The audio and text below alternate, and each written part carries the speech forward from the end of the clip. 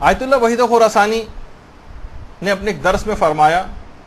کہ پیغمبر نے دو افراد کو اپنا ٹکڑا کہا ہے، دو افراد کو اپنا ٹکڑا کہا ہے. ایک تو حضرت زہرا سلام اللہ علیہ کو کہا ہے،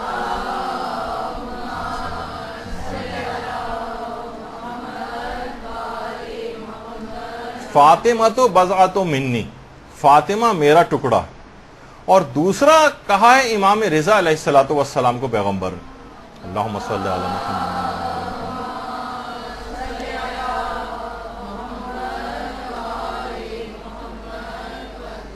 ستدفن بضعۃ منی بخراسان،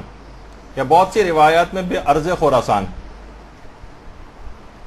کہ ان قریب میرا ایک ٹکڑا خراسان میں دفن کیا جائے گا اور اس کی زیارت میری زیارت ہے. تو آیت اللہ وحید خراسانی فرماتے ہیں کہ شیخ انصاری، شیخ مرتضی انصاری جو کہ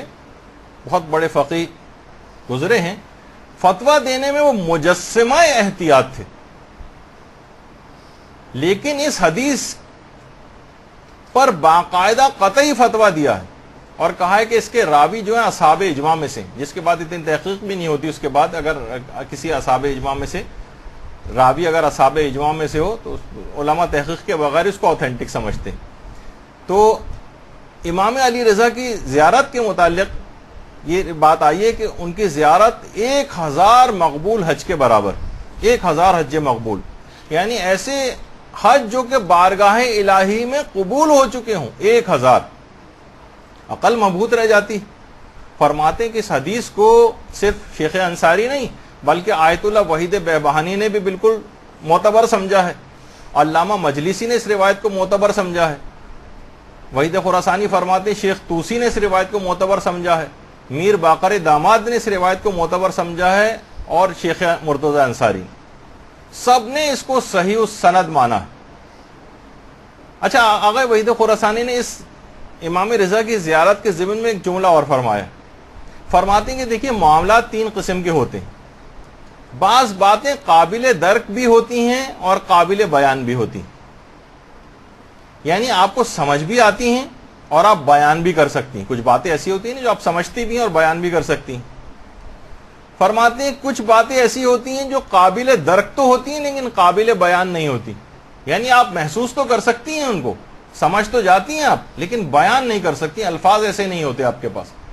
کہ عرفا بہت سارے اپنے مکاشفات اور چیزوں کو، مثلا کوئی عالم آخرت کی چیزیں بیان کرے جو وہاں ہو کر آ گیا ہو، تو وہ کیسے آپ کے اس کے پاس، وہ ان کو سمجھ تو آ رہی ہوتی ہیں اس کو کسی حد تک، لیکن وہ بیان نہیں کر سکتا مثلا ان کو.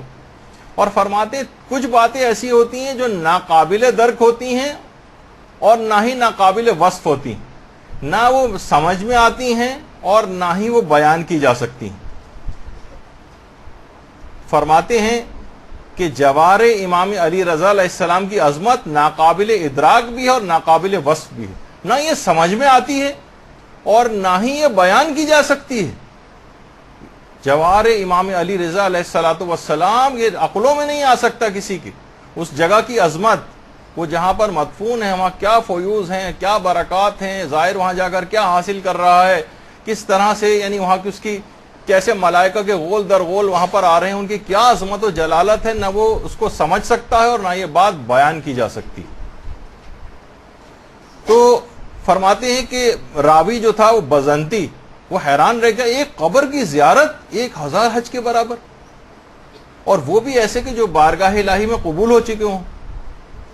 آیت اللہ ناصر مکارم شیرازی نے بھی باقاعدہ لکھا ہے کہ زیارت امام رضا کی فضیلت ہمارے برادران اہل سنت کی کتابوں میں بھی آئی،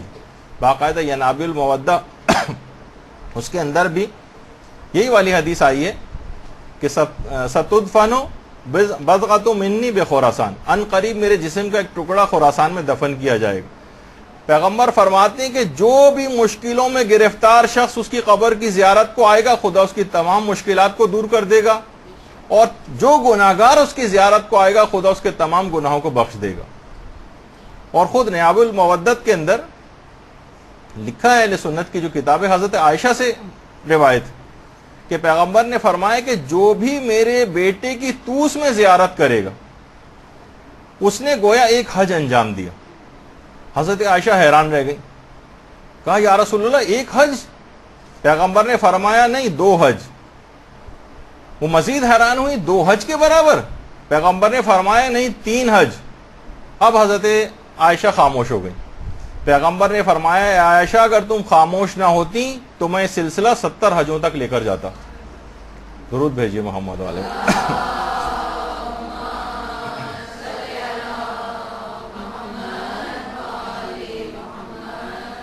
علماء فرماتے ہیں کہ اس کا مطلب یہ ہے کہ امام رضا کی شخصیت اور طوس اس زمانے میں بھی اتنے معروف تھے، اتنے مشہور تھے کہ پیغمبر سے ان کا تذکرہ سننے کے بعد بھی انہوں نے اس پر تعجب کا اظہار نہیں کیا حضرت عائشہ نے، کہ پوچھتی ہیں کہ یا رسول اللہ طوس کون سی جگہ ہے؟ یہ نہیں پوچھا کہ یا رسول اللہ یہ آپ نے کہا کہ میرا ایک بیٹا یہاں پر دفن کیا جائے گا، تو وہ بیٹا کون ہوگا؟ آپ کا تو کوئی بیٹا ہی نہیں ہے مثلا، وہ اس پہ کہنا چاہیے تھا نا۔ علماء فرماتے ہیں یہ نہیں کہا، بلکہ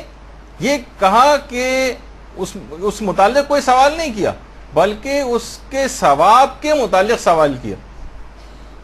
یعنی کہ یہ کیسے ممکن ہے 1 حج کے برابر، 2 حج کے برابر، یہاں تک کہ پیغمبر نے 3 تک کہا اور اس کے بعد 70 تک اس سلسلے کو لے کر جاتے۔ اس کا مطلب ہے کہ پیغمبر کی زبان سے اتنی مرتبہ امام رضا کا تذکرہ ہوتا تھا اور اتنی مرتبہ اس جگہ طوس اور خراسان کا تذکرہ ہوتا تھا کہ وہ انہوں نے اس کے اوپر کوئی تعجب کا اظہار نہیں کیا۔ تو اس کا مطلب پیغمبر کی اپنی زبان پر امام رضا کا کتنا تذکرہ آتا تھا۔ اور عجیب و غریب خصوصیت ہے ایک زیارت امام رضا کی کہ دیکھیے ایک سوال ہے کہ کتنے سارے ہمارے اور ائمہ بھی ہیں،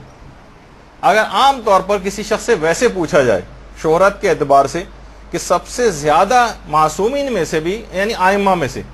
کس کی زیارت کا ثواب سب سے زیادہ ہے، تو فوراً دماغ میں لوگوں کے آئے گا امام حسین کی زیارت کا ثواب سب سے زیادہ ہے، جبکہ اصلاً تمام علماء نے یہ بات لکھی۔ اور آیت اللہ خوئی سے تو باقاعدہ ایک فتویٰ بھی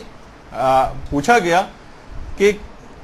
ایک سوال ہے نا کہ بہت ویلڈ سوال ہے کہ کس امام کی زیارت کی فضیلت سب سے زیادہ ہے۔ آیت اللہ خوئی سے پوچھا گیا، سوال کیا گیا کہ اگر انسان کو زیارت نبی اور زیارت امام رضا میں سے ایک کا انتخاب کرنے کا موقع ملے تو ان میں کس کی زیارت زیادہ افضل اور اجر میں سب سے زیادہ ہے؟ تو آقا خوئی نے جواب دیا، باقاعدہ جو ان کی کتاب سراج النجات ہے ان کے فتاووں پر مشتمل، کہ روایات سے ظاہر ہوتا ہے کہ امام رضا کی قبر کی زیارت دیگر ائمہ اہل بیت کی قبور کی زیارت سے افضل ہے، لیکن ایسی کوئی روایت موجود نہیں ہے کہ امام رضا یا دیگر ائمہ کی قبور کی زیارت رسول اللہ کی قبر کی زیارت پر افضلیت رکھتی۔ وہ تو بالکل ایک الگ، پیغمبر کی قبر کی زیارت کی فضیلت تو بالکل ایک الگ چیز، اس کا کسی سے مقایسہ اور مقابلہ اور موازنہ نہیں کیا جا سکتا۔ لیکن ائمہ اطہار میں سے جو فضیلت ہے وہ سب سے زیادہ امام رضا علیہ الصلوۃ والسلام کی قبر کی زیارت کی۔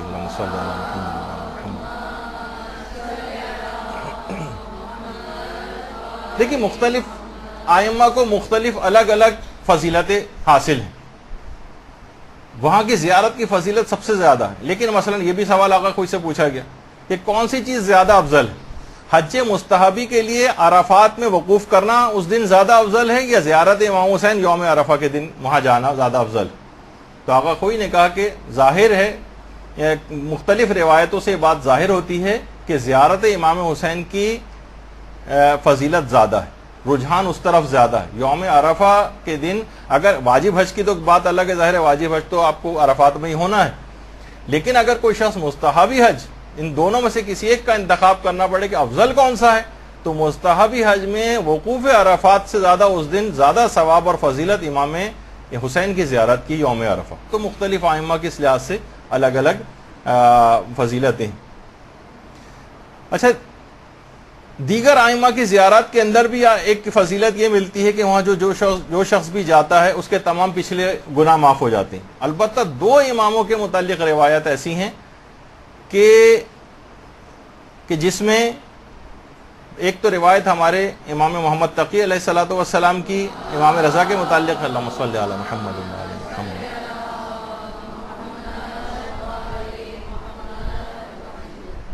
امام نے فرمایا کہ من زار قبر ابی غفر اللہ ما تقدم من ذنبہ وما تاخر، جو شخص بھی میرے والد کی زیارت کرے پروردگار عالم اس کے تمام پچھلے گناہوں کو اور اس کے بعد آئندہ زندگی کے بھی تمام گناہوں کو معاف کر دیتا۔ دیکھیں پچھلے گناہوں کو، یہ خصوصیت امام رضا کی ہے، اور یہ خصوصیت خاص طور پر اگلے گناہ معاف ہونے کے حوالے سے بھی، یعنی جو اس نے سرکشی وغیرہ کی وجہ سے وہ والے گناہ شامل نہیں کہ جو جان بوجھ کے اب اس کی روایت پتہ چل گئی اب جان بوجھ کے مثلا وہ گناہ کر رہے نہیں، ان وہ شامل نہیں، لیکن عام طور پر غفلت میں جو آئندہ زندگی میں بھی گناہ ہوتے ہیں وہ بھی آئندہ زندگی کی زیارت کے بعد کی زندگی کے بھی گناہ معاف ہو جاتے ہیں۔ یہ خصوصیت امام رضا کی زیارت کی ہے، اور دوسری یہ خصوصیت امام حسین علیہ السلام کی زیارت کی بھی۔ تو سابقہ تمام گناہ اور آئندہ پیش آنے والے تمام گناہ یہ بھی معاف ہوتے ہیں۔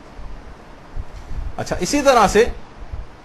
اور امام فرماتے ہیں کہ نہ صرف گزشتہ اور آئندہ گناہ معاف ہوتے ہیں بلکہ جب قیامت کا دن طلوع ہوگا تو اس کا مقام، یعنی امام رضا کے ظاہر کا مقام پیغمبر اسلام کے ممبر کے سامنے ہوگا، یہاں تک کہ خدا مخلوقات کے حساب سے فارغ ہو جائے۔ یعنی پیغمبر کا جس جگہ پہ ممبر ہوگا وہاں پر امام رضا کے جو ظاہر ہے اسے وہاں پر لا کر کھڑا کیا جائے گا۔ اور باقاعدہ فرائض السمتین جو کتاب ہے اس میں بھی ہے یہ والی روایت، اور اس کے علاوہ امام محمد تقی علیہ السلام نے، ہماری جو ایک شیخ صدوق نے روایت نقل کی ہے من لا یحذر الفقی کتاب میں، کہ طوس کے دو پہاڑوں کے درمیان زمین کا ایک ٹکڑا ہے جو جنت سے لایا گیا ہے، جو بھی اس میں داخل ہوگا وہ قیامت کے دن جہنم کی آگ سے محفوظ ہو جائے گا۔ اور یہ بات بھی امام نے فرمائی کہ جو بھی میری والد کی زیارت کرے ان کے حق کو پہچانتے ہوئے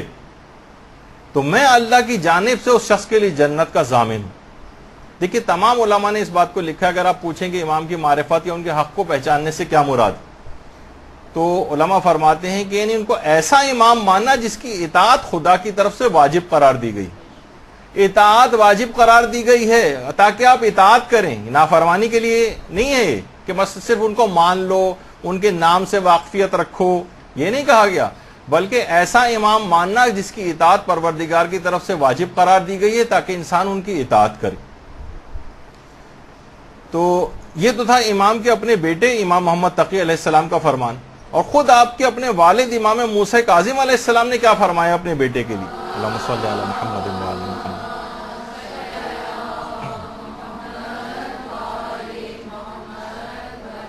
کہ جو میرے فرزند علی کی قبر کی زیارت کرے۔ دیکھیے ابھی تو پیغمبر کی جو حدیث تھی اس میں آپ نے ایک جگہ جو ہے ایک حج کا سنا، پھر پیغمبر 70 تک لے کر جاتے اس کو، پھر اس کے بعد ایک اور روایت میں آپ نے 1000 حج کا تذکرہ سنا ابھی۔ تو امام نے فرمایا، امام موسیٰ کاظم علیہ السلام نے، کہ جو بھی میرے فرزند علی کی قبر کی زیارت کرے گا اس کے لیے 70 قبول شدہ حج کے برابر ثواب ملے گا۔ راوی نے بہت بعید سمجھا 70 قبول شدہ حج۔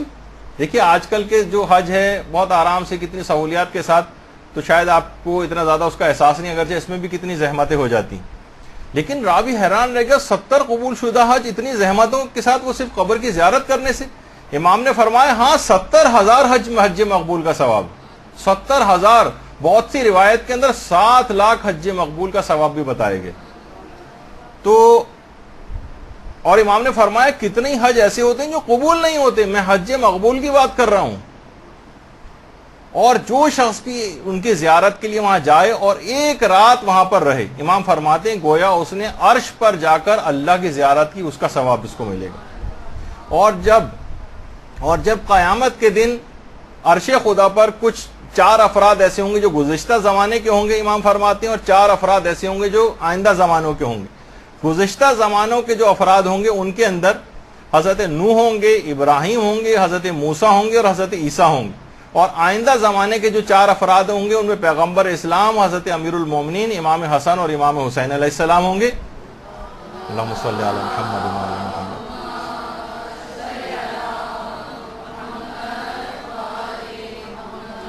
پھر امام فرماتے ہیں ان لوگوں کے ساتھ، یعنی پھر ہمارے ساتھ عرش پر وہ بیٹھیں گے جنہوں نے ائمہ کی قبور کی زیارت کی ہوگی۔ اور امام فرماتے ہیں کہ حقیقت یہ ہے کہ میرے فرزند علی کی زیارت کرنے والوں کا درجہ سب سے زیادہ بلند ہوگا،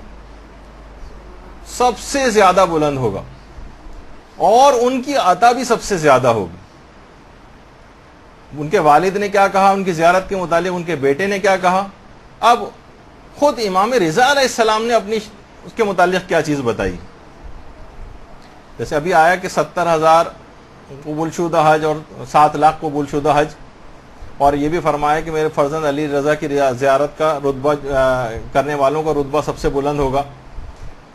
تو خود امام نے کیا فرمایا، عیون اخبار رضا جو ہے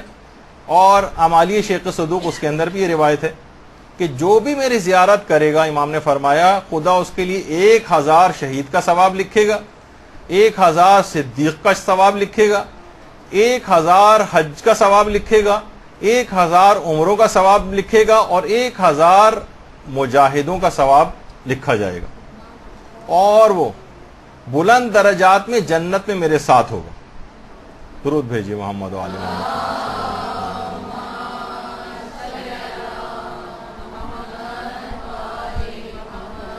اچھا، جب اتنی زیادہ زیارت کے فضائل ہیں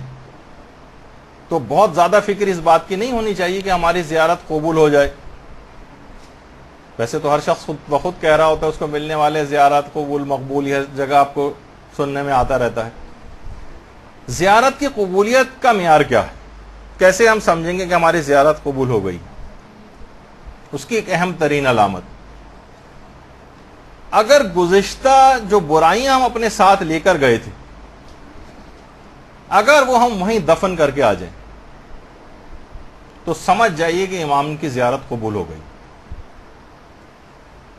دیکھیے، ہمارے ساتھ سفر میں عالم بعمل مولانا سید محمد علی نقوی صاحب بھی تھے، انہوں نے بہت اچھا جملہ کہتے تھے، دیکھیے بعض لوگ بلائے جاتے ہیں اور بعض بن بلائے آ جاتے ہیں۔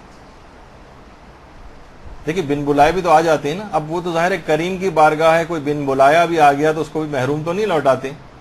کریم ابن کریم ہے۔ تو ایک زیارت وہ ہے جو آپ کرتے ہیں، اور ایک زیارت وہ ہے جو امام کرتے ہیں۔ اگر آپ تبدیل ہو گئے وہاں جا کر تو سمجھ جائیے کہ امام نے آپ کی زیارت کر لی۔ آپ نے تو زیارت کی، اس طرح ہم گئے زری کے اوپر گئے، وہاں سے واپس آ گئے، چلیں آپ کی زیارت اس لحاظ سے کہا جائے، لیکن ابھی تو تھا نا ظاہر مزور اور وہ باطنی رجحان۔ مزور بھی تو آپ کی زیارت کرے، ایسا ہے کہ جس سے ملنے جائیں دوسرا آپ سے ملاقات ہی نہیں کر رہا ہے،